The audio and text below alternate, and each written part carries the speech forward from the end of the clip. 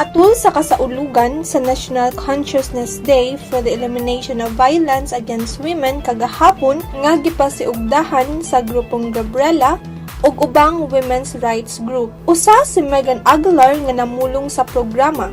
Si Megan anak sa inilang folk singer sa nasod nga si Freddie Aguilar, kinsa usa sa mga biktima sa pang-abuso.